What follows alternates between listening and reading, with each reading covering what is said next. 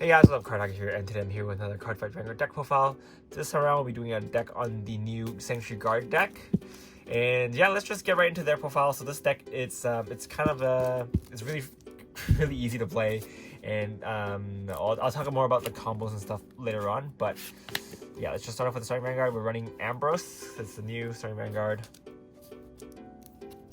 For the grade 3s, we are going to be running 4 Santuary Guard Dragons. Obviously, this is your main grade 3 ride target, and he's your main win con. Personally, I feel like for this deck, it's better going second than it's going first. You still can pull off some combos going first, but if your opponent counterblast denies you, then you might have a bit harder time. But for the most part, going first and second is both not bad. But yeah, if you go second, you do get the extra critical, so that helps with finishing your opponent faster. Next, we're running 2 Agnips. So this card is a card I'm experimenting with. It's pretty interesting. It has a Vanguard and Rearguard Circle skill, which is counterblast 1, soul blast 1, and then choose 2 of your units. And then during this turn, you get plus 10k, and if you have 4 more damage, then you can countercharge 1. So this card is good because in this deck you don't boost. So even with a force marker, Santuary Guard will just be swinging with his first attack for around 23 or 33, depending on if you have the Balizol behind him. So hitting it for any extra number is nice, and so that's good. And also pumps himself up to 23k, which does kind of help if your opponent's at 5 damage, or you hit an extra critical and you give it to the side. So not bad. It's an interesting card. You can run just full on 4 Santuary Guard if you want, but I feel like the extra power he gives is pretty good. So next, for the grade 2s, we are running 4 Winston. So obviously this is just the extra attacker for the deck, and helps you search for grade 1s, which is really nice.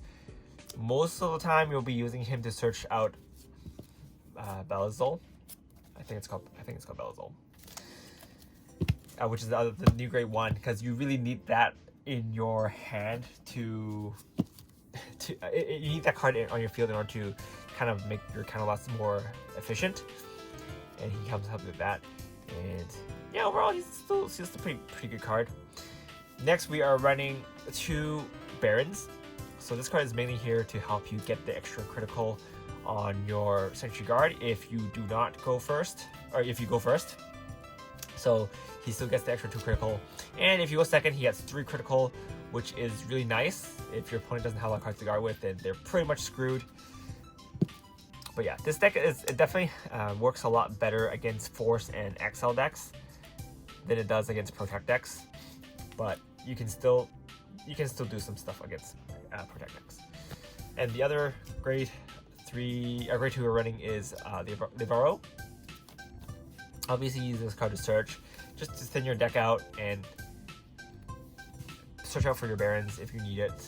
It's not bad. It's a nice ride target if you want to go for a rush.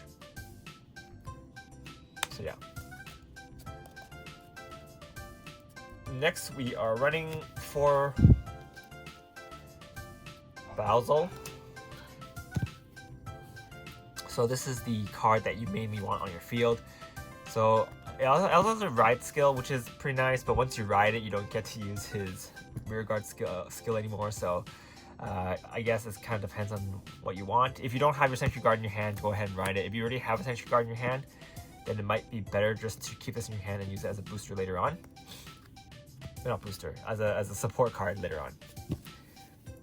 But yeah, basically it just gives your on the first attack of the Santuary Guard, it gets the 10k and a counter charge. So even if you did use your counterblast during your main phase for some of your other cards, you can kind of use the skill to counter charge it and get some counterblast to use your Santuary Guard skill. Next, we're running 4 Silicus. He's here to help you search out for your Santuary Guards, and he's actually also a really good attacker. He's a 13k attacker if you have no counterblast face up. So yeah, it's actually a lot better than some of the grade 2s in this deck, because these things can't attack this, and the Baron can't attack a 12 or 10k Vanguard by itself, or at least it can't hit for nice numbers. Obviously, if you have the Santuary Guard skill active, he'll be swinging for 20k, but swinging for 23k is better. So most of the time, you actually want to have your Great Ones doing the attacking, and the Great 2 is only there for kind of like the middle game. Your Winston can still hit for nice numbers, but these 6 Great 2s are just there for support most of the time. Next, we're running 4 Allens. So it's kind of lost one to just call one from your hand, and then you can draw a card. It also gives plus 3k. So this is kind of like a mid-game card you want to use to get some hand advantage to guard against decks that can attack for big numbers early game, as well as just helping you push for numbers.